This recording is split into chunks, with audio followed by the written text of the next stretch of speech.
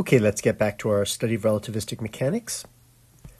Quick summary of where we've come from. We investigated the decay of a single particle, and we studied how to derive this formula for the momentum of the final child particles.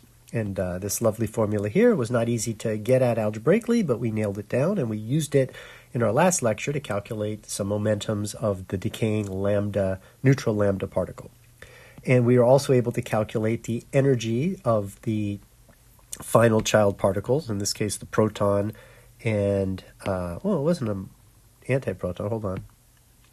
It was the negatively charged pion. So we were able to calculate the energies, and we put them together into a 4-vector, and we calculated the invariant masses, showing that everything was consistent. Of course, it shouldn't surprise us that we got the right answer for that, but we also compared it to the particle data book. We did some work calculating the angle of emission of these decayed particles in the lab frame, given that angle in the center of mass frame. We talked about the conversion from the center of mass frame to the lab frame using my favorite method, which is just going straight to the matrices. We're going to use this method again today for another purpose. And as a reminder, we calculated, we know what gamma was. Beta is always the velocity of these relative frames measured in terms of the speed of light. So when the speed of light is 1, beta is literally the measurement of velocity. And we had in order to show that these two matrices were the same, I found myself having to calculate beta in terms of gamma, which is worth keeping. So we did all that work up to now. And let us now talk about something a little bit more esoteric. And by esoteric, I mean this isn't something that's widely considered an issue or a problem, but if you kind of want to understand the history of how we got here and how people had to think in the beginning to figure some of this out, I think this is actually worth talking about. In particular, it has to do with this expression ultimately, in my opinion. What we're looking for is a relativistic generalization of the momentum. And this would be the classical momentum, mass times velocity. In mass, we're talking about rest mass. But in the classical world, you only have one mass. You don't have any other mass. And that usually is equivalent to the rest mass, because when an object's not moving, it's got a mass, and that's exactly the notion of rest mass. But the idea is, okay, so this is the momentum classically right here. How do we know that this is the relativistic generalization? I just sort of multiplied it by gamma and got a relativistic generalization, which in a way it suggests that the mass of something increases with speed of the particle, right? If the particle is going really fast, we just multiply the mass by gamma and we get the momentum, which is a factor of gamma different than the normal momentum. So this is where the notion of relativistic mass sort of comes from. That term has fallen long out of favor, but you can see why they used it, because it's very obviously just sitting right there. But the question is there seems to be a lot of possible ways where this could work. And what are all of those ways, and how do we know this is the right way? Another way of approaching this is to say, well, force is the time rate of change of momentum, right? So now if I put a relativistic if I make the right-hand side relativistic, I have to do something to the left-hand side to create a force that's relativistic. And none of this is super obvious, or none of this is, I guess obvious is a risky word to use, but none of this is automatic. You really do have to consider everything very carefully. So what we're going to talk about today is we're going to consider some of the logic that allows this to be our final expression for the relativistic version of things.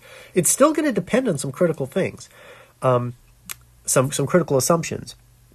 I do want to remind you quickly that the for velocity, right, is the proper velocity in the spatial part, and then it's this gamma, which is dt d tau, the relative rate of flow of time in the lab versus the proper time. That's the definition of gamma. It's important to remember that.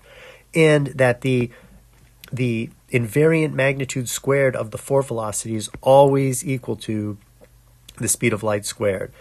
And in our units, that equals 1. And that doesn't matter what the particle is, right? You'll notice there's nothing in here about mass or any particle property. It's purely the velocity. And the velocity of everything, the speed through space-time of everything, which is what this invariant scalar number is always the speed of light.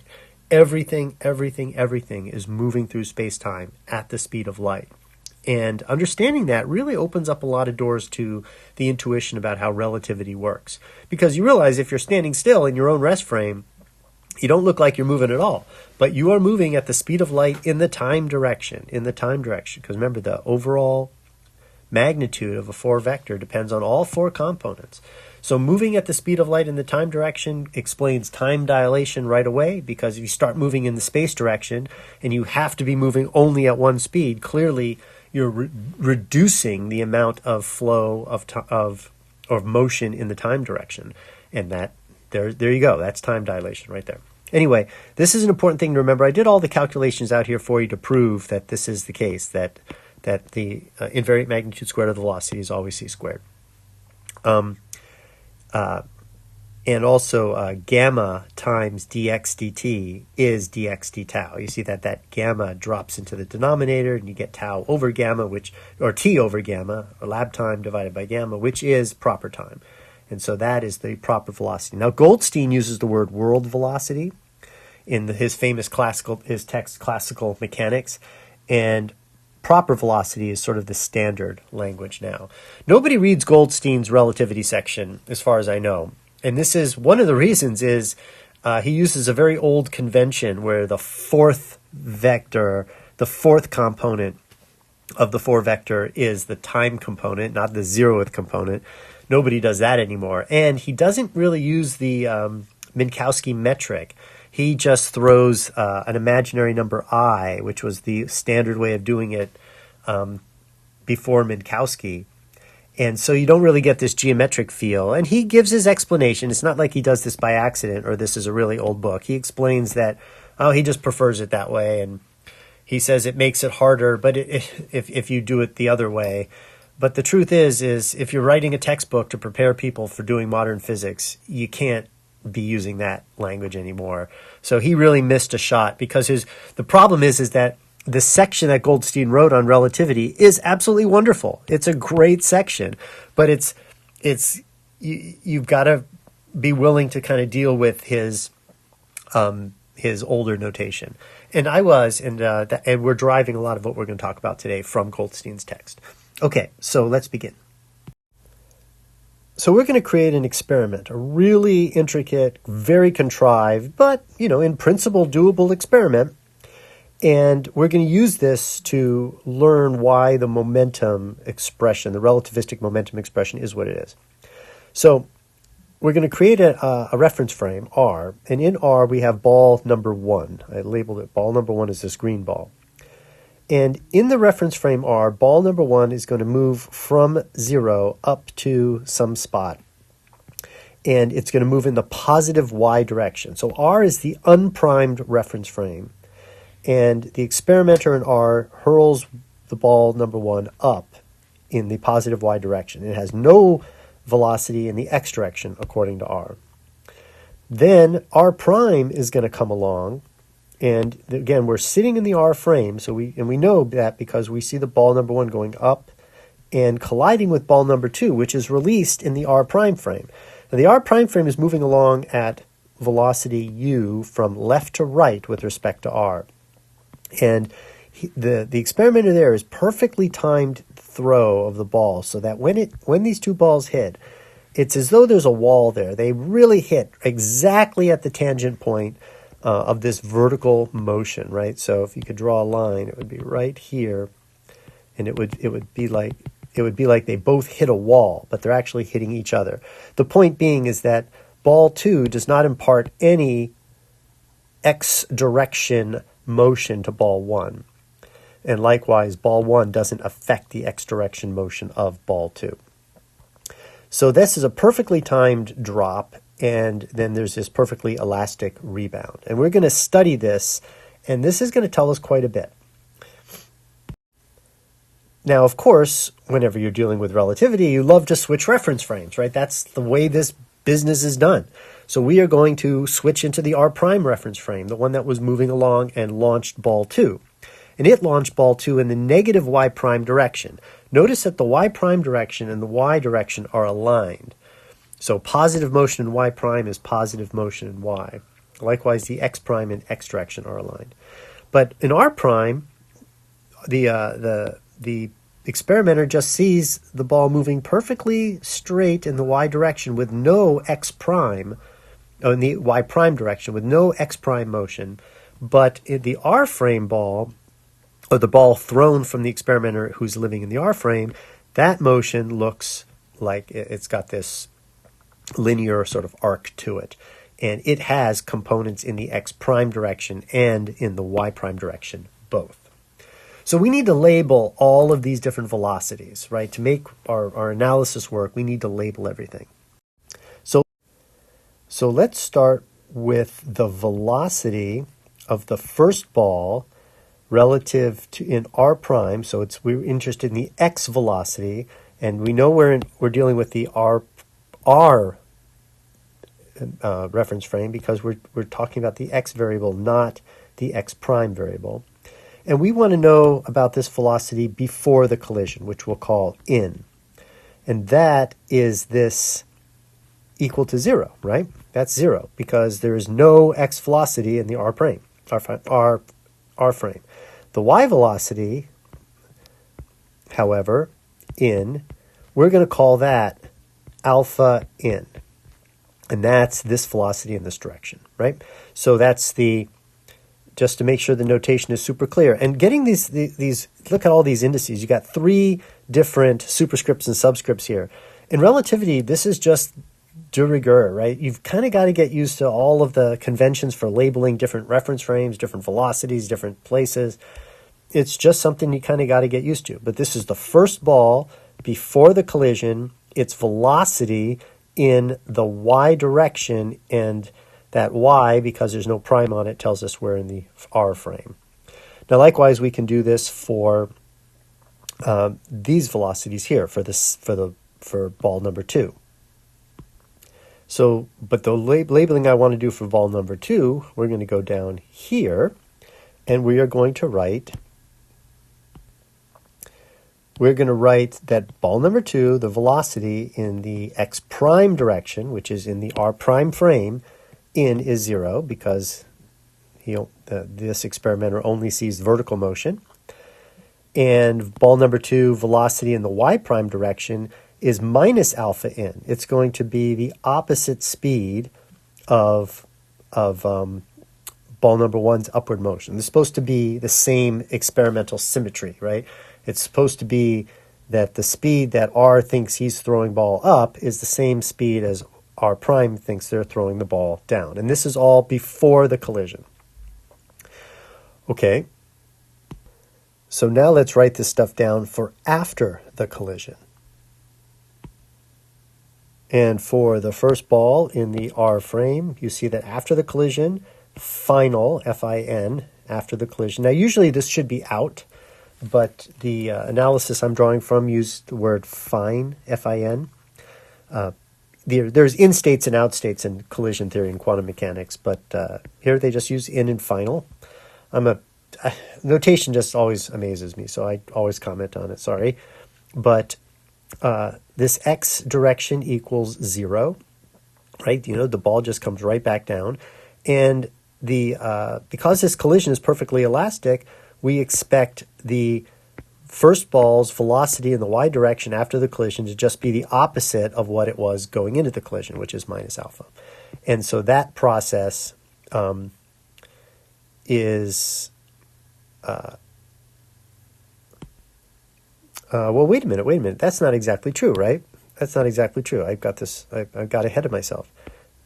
We don't know what's going to happen. We haven't invoked conservation of momentum or anything. So we don't know what that final velocity is going to be, right? So I'm going to call that minus alpha FIN. And then I need to do the same thing for the after collision for the R prime frame.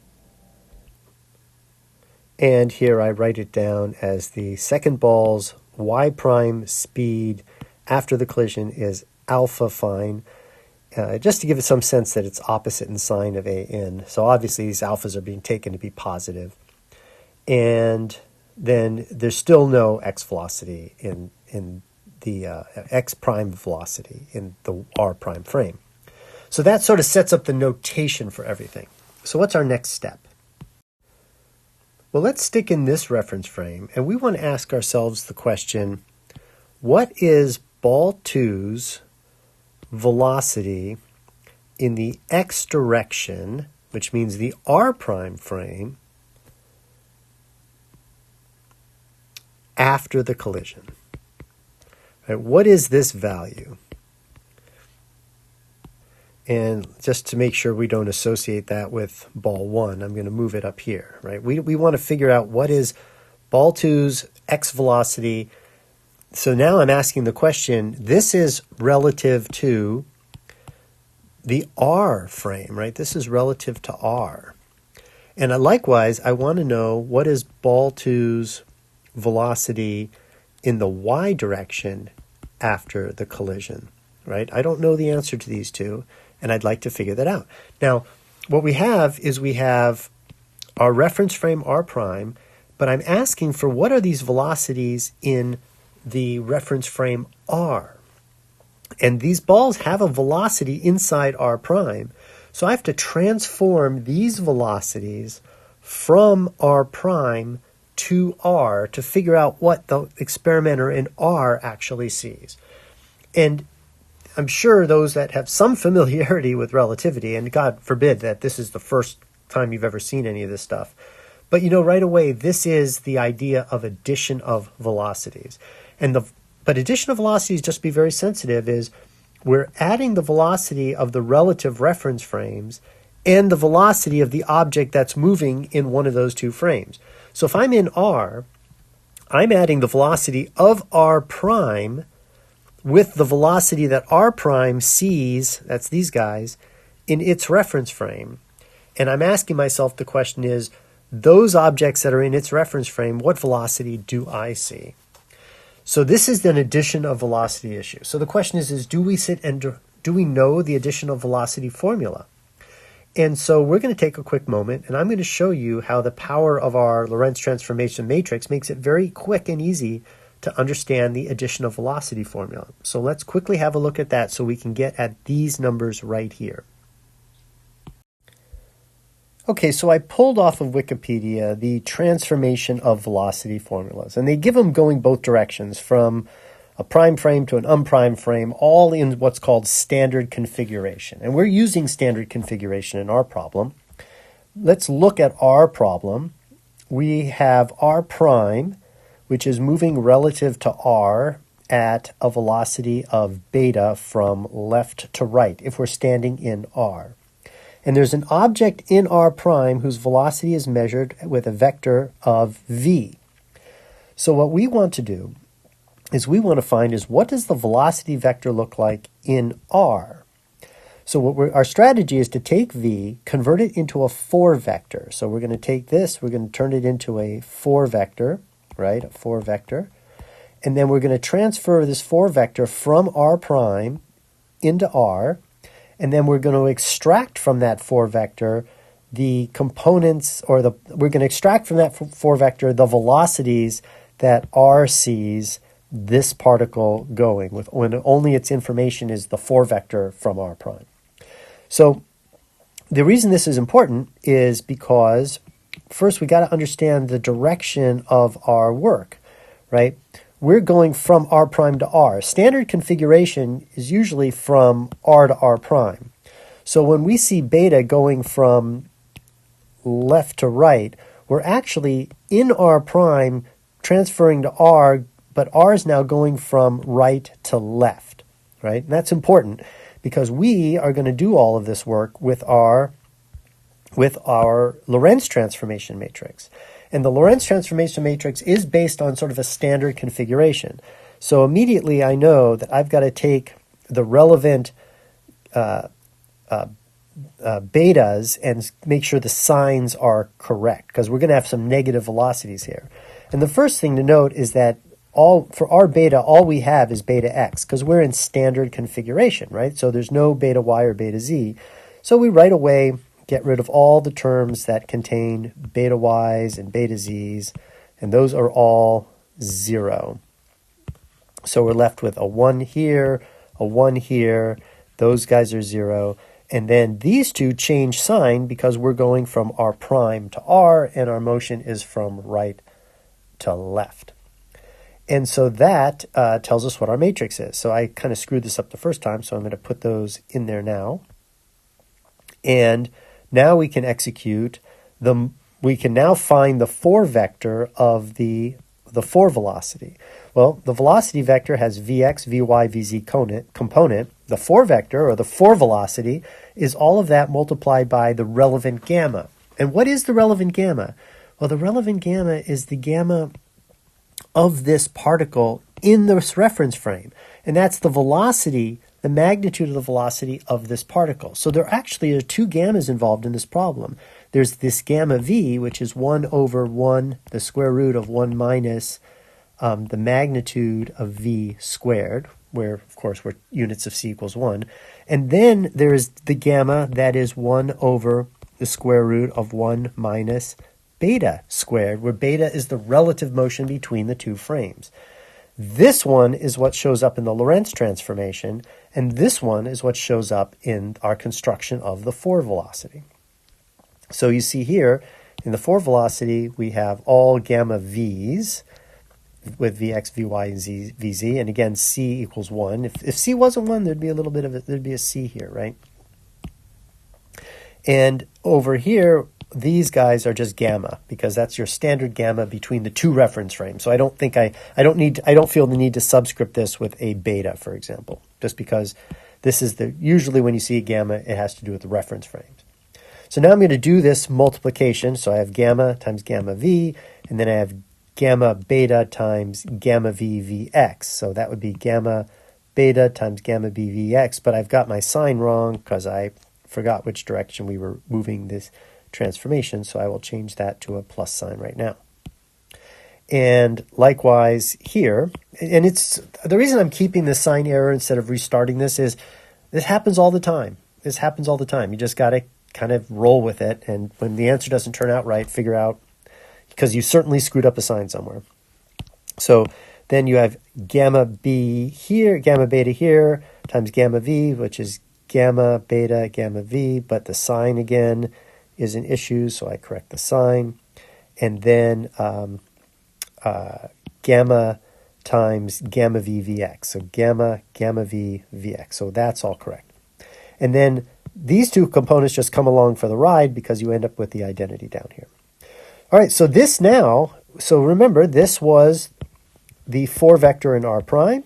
This is the relevant transformation matrix from r prime to r. And so this now is the 4 vector in r. So from this 4 vector in r, we need to extract what does r see for vx, vy, and vz. In principle, in r, I guess in these r primes, I should have that as x prime, y prime, and z prime, right? To show you that that's x, y, z. So now I'm interested, and remember, this would be then x prime right here, x prime right here, y prime, and z prime. But now I'm asking, okay, what is vx, vy, and vz in the unprimed frame, all right? So the logic we're going to use here is that the proper velocity multiplied by the relative flow of lab time versus proper time is the ordinary velocity. But what is this term here? Well, this term is always the first component of the 4 velocity vector. So now what I have to do to calculate this is I take the proper velocity and I divide it by the first component of the 4 vector to correct for the flow of proper time. So it's actually a pretty easy process. And it's super easy when you look at the for velocity in the rest frame, right? You just take this and divide by, you take the proper velocity, which is the second term, and divide by gamma, and you end up with the ordinary velocity. And that's true for all of them. It's very simple in this case. Now over here, you have to take this big expression and divide it by this big expression. And you have to take this expression, and instead of just clearing gamma, like it was over here in the R prime frame, you actually have to divide by this expression here. But you know what? Turns out it's not as hard as it looks. So let me correct my signs before I move on. Okay, I left my sign corrections in black so you could see where they showed up. But so I want to know what is the ordinary velocity in the x direction in the unprimed frame. Oh, I got to fix my primes too. 1 second. So I want the ordinary velocity in the unprimed frame. So I'm taking the velocity in the prime frame on the right-hand side. But the point is I'm taking this piece here, right? And that becomes the numerator, and this piece here becomes the denominator, and that's effectively executing this product, right?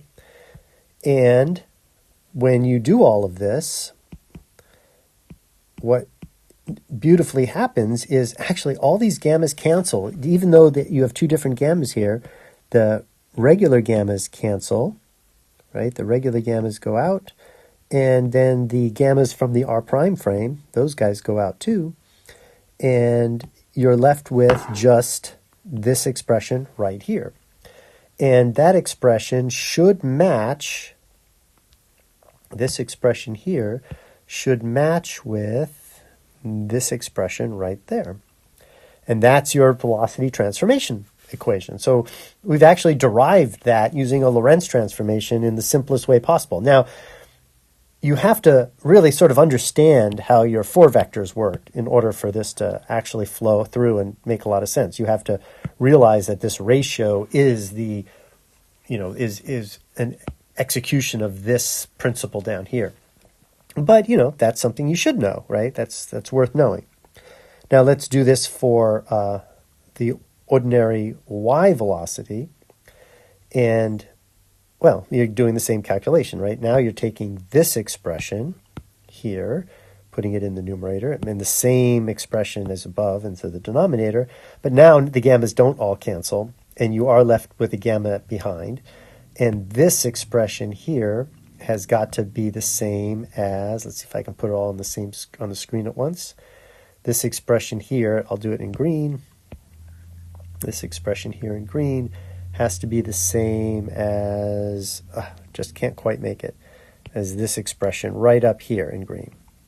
And sure enough, this expression up here in green, this piece, the 1 minus gamma over c squared, that actually is 1 over gamma, right? That is 1 over gamma. And this here is beta. And so if you got rid of that, you would have gamma here, and this would be beta, and then that looks exactly like this here. So that's our proof of the velocity addition formulas, and we're going to use that now in our analysis. Okay, so now I have the formula that I need to calculate ball 2's x velocity as seen in frame R, the unprimed frame. And it's this expression right here. But because the x prime velocity of ball 2 is 0, this term goes away, that term goes away, and all you're left with is beta. But beta in our calculation is u, right? It's u. The sign of beta is already accounted for in the fact that we chose the formula that has the appropriate plus signs here. So we end up with u. And likewise, the velocity of the second ball in the y direction in R after the collision is the velocity of the second ball in the y prime direction after the collision divided by gamma 1 plus beta and that's not a beta squared there, right? Right. So this is supposed to be, let's see if I can sort of separate it out a little bit, but it's beta times the velocity of the second ball in the x prime direction in the finish. Notice the x prime component comes into this problem. But of course that's 0, right? So just like before, that goes away, and all you're left now is with this number over gamma, but this number equals what we're calling alpha final, and then gamma is in the denominator. So we've now calculated these two numbers that I wanted to calculate. And likewise, we can do this for the other ball in the other frame. Oops, but before we do that, I want to calculate what is the total velocity in the x frame, right? So that would be u squared plus alpha fin over gamma quantity squared, right? And then that whole thing times the to the 1/2 power. So that equals the second ball in the unprimed frame final speed. So that's the speed of the ball in the unprimed frame. And so we can likewise do this for the other frame as well, right? The other ball in the other frame. And now let's sort of let's get this over with and see what we're going to learn from all of this process. So the basic idea is, remember, we're looking for some form of relativistic momentum. Now, we have to convince ourselves, we have to make some assumptions here, right? This is, physics works off of assumptions that just work out. Quantum mechanics is literally based on a massive collection of completely non-intuitive assumptions that really work out well. These are more intuitive, actually, so we're in better shape here. So we're looking for some kind of relativistic version of momentum. So we're going to say, okay, it does depend on the velocity. So the the spatial part of the relativistic form momentum will depend on the regular velocity, and it'll be multiplied by some scalar. And that scalar we're going to call a function. We're going to call the function m, and that function will be of the velocity of the speed of the particle, which is the magnitude of the velocity squared. So this guy here inside that function, the argument of that function, is going to be the magnitude of the velocity squared. And why do we choose that? Like, we have a lot of choices. We can take the x component, we can take the y component, we can take the z component of the velocity, and that could go in here. We could do a lot of different things and put it in there. But we believe in the isotropy of space. We don't think that whatever this thing is should depend on what direction the particle is moving. Regular momentum doesn't behave like that. Why should relativistic momentum suddenly depend on the direction in the space you're moving? And how would we even figure that out? That would mean that there's a special set of directions in the universe, and that's fundamentally against all kinds of physical intuitions and principles and assumptions. So we don't like that. So we're going to say this thing is a scalar, and because of isotropy, it can only be a function of velocity. For example, it could also be a function of position, right? It could be a function of where you are in space. It could be a function of your orientation, which we just kind of eliminated, but of position. But we eliminate position for the same reason. There's no special places in space where your relativistic momentum would suddenly be different if you got the same velocity, but you're over here instead of over there. So we assume that position doesn't work in, the components of velocity doesn't work into it. So it can only be the absolute velocity. That's the only thing that's left for us to choose from.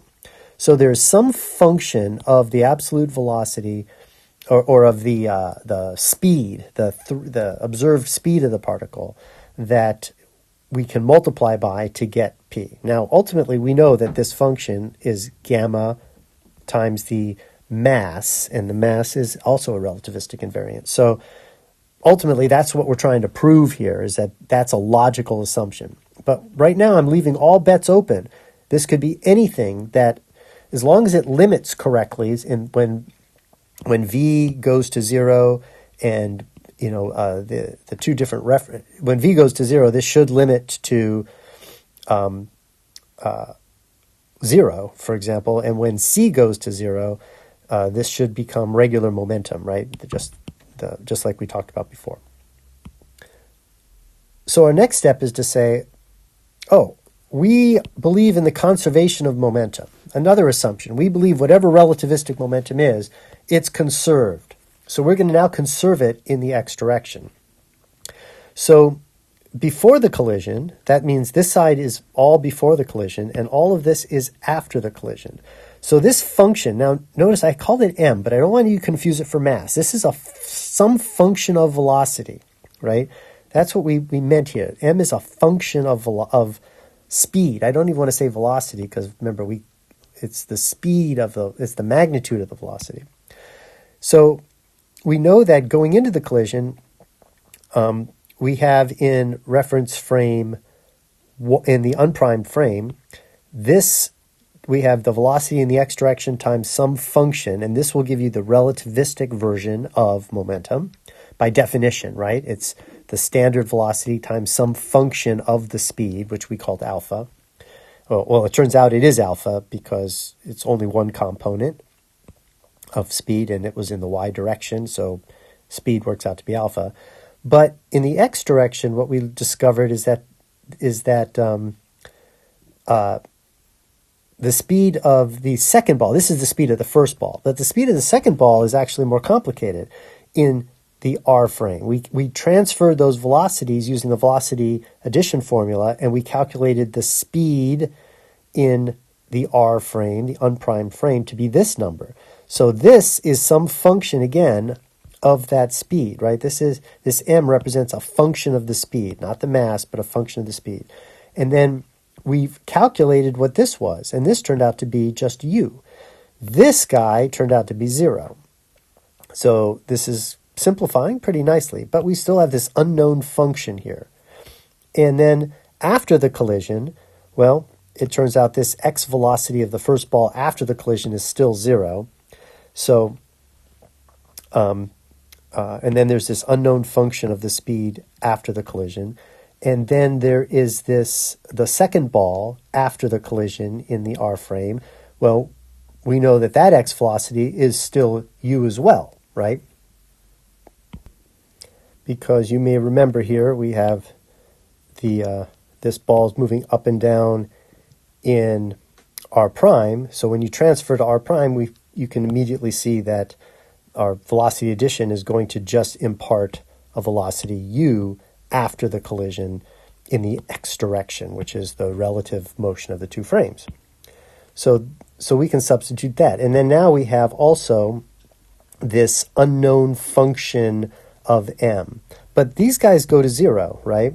So that's all that's left is this term here equals this term here, right? Because these guys go away. And the only way those two terms can be equal is if this function of m in both cases gives you the same number. So alpha in and alpha out have to be the same. And we have now shown that this elastic collision will conserve alpha. So alpha in has to equal alpha out. I've been writing alpha out and alpha final. I've been kind of mixing those up. So let me fix that. It's alpha final. I see it. It's also mixed up over here. That should be final, right? So we've kind of shown that that this is sort of an elastic collision. So we'll just call alpha alpha now because there's no distinction between in and final, initial and final. Now let's look at conserving relativistic momentum in the y direction. And again, y now alpha is all the same, so I've gotten rid of the subscript on alpha. So we have some arbitrary function of alpha, and in this case, the first ball's input in the y direction is alpha, and then we have this unknown function of alpha again, or this mass function, and we now know that the second ball's y velocity is minus alpha over gamma on the input. Remember, on the input, the ball is going down, so it's minus alpha. And it's mitigated by this function of gamma due to the velocity addition formulas that we just saw. So Then on the, this is the input side, and then the output side of the mass equation, we have the final mass, or the final velocity in the y direction of the first ball, which is minus alpha, times this unknown mass function. And then we have this mass function multiplied by the final velocity in the y direction, which is, again, alpha mitigated by gamma, but the sign is the opposite as the input sign. So, again, what we see is these two cats cancel, or no, I'm sorry, because we have the minus sign here, these two guys in the front actually add together. So you get 2 times this unknown function of alpha times alpha on the left-hand side. That's just by taking this part and moving it over to the left-hand side, right? And then same thing on the right-hand side. Now that we've shown that the alphas are the same, these two are actually going to add together on the right-hand side because of this sign difference that was introduced because the velocity changes direction. So now you have 2 times this unknown function times alpha equals 2 times this unknown function of the speed times alpha over gamma. And now we just solve for this sort of unknown function. And we get this unknown function for alpha is equal to this unknown function for the speed mitigated by 1 over gamma. So now I can look at this and I can say, okay, well, imagine that alpha was 0. Well, then this would turn out to be the unknown function of u over gamma, but that would be m beta over gamma. And likewise, I solve this for u, and I get m of an arbitrary speed. This function of an arbitrary speed u is gamma times m times when there's no speed at all, which we just call m, right? It's a constant. So gamma, this unknown function as a function of the velocity between the reference frames is just gamma times m. And that is what we're going to call relativistic inertial mass, to use a very antiquated term, because it does look like we're just creating a new mass by a function of gamma. And once we know m of mu, now we know that by definition P is equal to m of u times v, right? That was our stipulation when we started. And from this and conservation of momentum, we've now derived the logical form of a relativistic momentum. And we did this by assuming the conservation of this thing. So that's the answer to the question. That is a very clever way of attacking this question of how do you define a relativistic momentum. And this is a bit antiquated, right? This is an old analysis that's not done much. So welcome to some sort of early 70s analysis of the momentum that was mentioned in Goldstein, which nobody reads anymore. But I really liked it. I wanted to share it, and I hope you enjoyed it.